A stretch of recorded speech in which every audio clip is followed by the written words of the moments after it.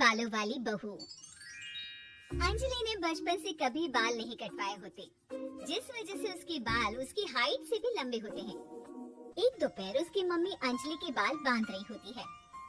सुन, लंबे बाल देखने में तो सबको अच्छे लगते हैं, लेकिन जब इनका ख्याल रखने की बात आती है ना, तो कोई तेरे बालों पर मेहनत नहीं करेगा।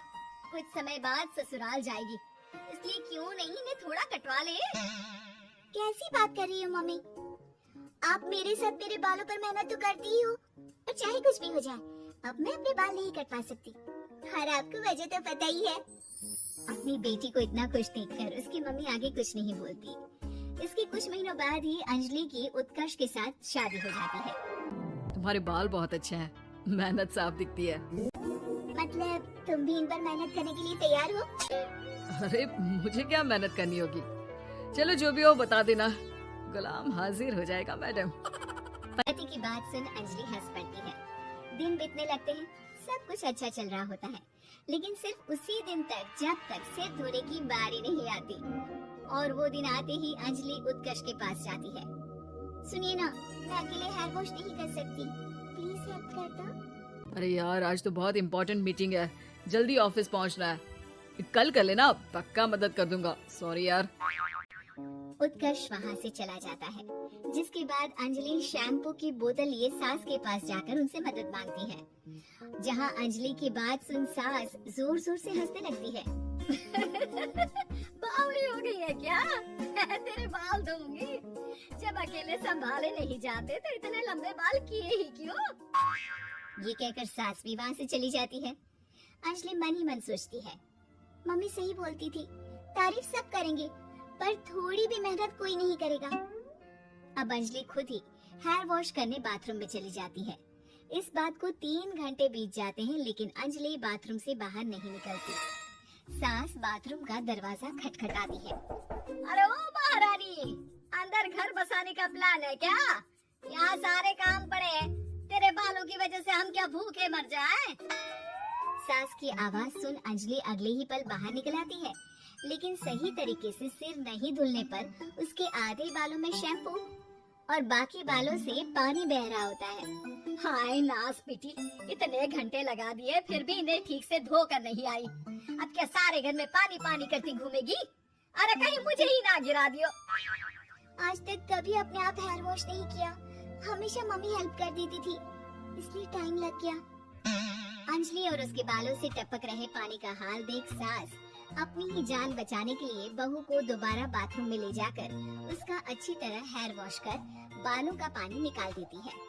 अब जल्दी काम पर लग जा, और मुझे दोबारा इस घर में तेरी जुल्फों का टंटा नहीं चाहिए। सास की बात मानकर अंजलि चुपचाप काम पर लग जाती है। इसी तरह दिन बीतने लगते हैं, जिसमें अब अंजलि हेयर वॉश के लिए आधे दिन का समय लेकर अपने घर आने लगती है, पर सास को इससे भी दिक्कत हो जाती है, जिसके चलते धीरे धीरे अंजलि के लिए अपने बालों का ख्याल रखना मुश्किल होने लगता है। न तेल लग रहा है, न समय से हेयर वॉश हो रहा है, और बालों में कंघा घुमाए तो हफ्ते बीत जाते हैं। मुझसे अपने बालों की ऐसी दुर्गति देखी नहीं जा रही। इसी तरह दिन और दिनों के साथ महीने बीत जाते हैं, जिसमें अच्छे से ख्याल नहीं रखने की वजह से अब बाल रफ उलझे हुए होने के साथ साथ हेयर फॉल भी शुरू हो जाता है। अब क्या हमें अपने बालों में उलझा कर कूड़े में फेंकने का इरादा है? जहाँ देखो वहीं मैडम के बाल गिरे हुए मिलते हैं। अरे कटवा क्यों नहीं देती इन नासपीटों को? तभी उत्कर्ष वहाँ आ जाता है। अरे कैसी बात कर रही हो माँ, आपके बोले बिना वो सब कुछ कर देती है, और बदले में जब सिर्फ अपने बालों के लिए जरा सी मदद चाहती है तो आप उसे ऐसी बातें सुनाती हो। उत्कर्ष अंजलि को लेकर घर से बाहर निकल जाता है और वो दोनों अंजलि के घर पहुंच जाते हैं। मुझे माफ करना, मैंने वादा किया था लेकिन पूरा नहीं कर पाया। अब तुम जैसा कहोगी मैं वैसा ही करूँगा। अंजलि की मम्मी उन्हें बहुत सारे घरेलू उपाय बताती है, जिन्हें अच्छे से समझकर दोनों घर वापस आते हैं और हम मिलकर अंजलि के बालों को ठीक करने के मिशन पर लग जाते हैं। अरे पत्नी की सेवा में तो ऐसे लगा है जैसे इसके बालों में से खजाना निकल आएगा।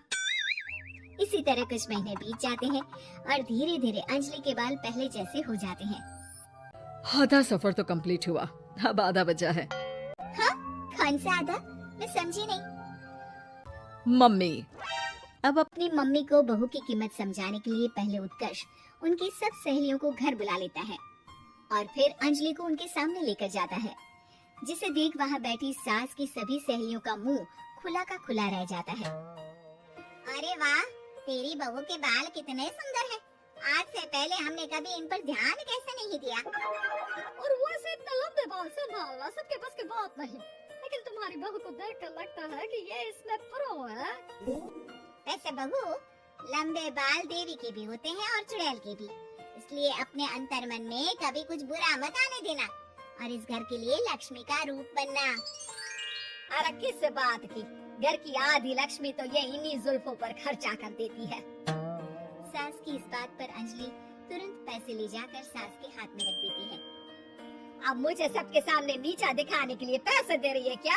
नहीं मम्मी जी, पैसे आपको इसलिए दिए हैं क्योंकि ये उन्हीं बालों की कमाई है जिन्हें आप रात दिन कोसती रहती हैं। अगर आप वो सब नहीं करती तो मेरे बाल खराब नहीं होते और ना ही मैं ये पैसे कमा पाती। हाँ? क्या मतलब है? कहना क्या चाहती हो? मैं शादी के पहले से ही एक हेयर केयर यूट्यूब चलाती हूँ, जहाँ शादी के बाद और बालों के हाल की वजह से मैं इनएक्टिव हो गई थी। पर उस दिन जब उत्कर्ष और मैं मम्मी के पास उपाय पूछने गए तो आइडिया आया कि अपनी हेयर प्रॉब्लम्स ओवरकम करने के साथ साथ इस प्रोसेस की वीडियो बनाकर उसे भी यूट्यूब पर डाल दूं तो। और अंजलि की इस आइडिया से वीडियो हिट हो गई, चैनल के सब्सक्राइबर भी बढ़े, साथ में व्यूज और पैसे भी मिले जो इसने आपको देने के लिए सोचा।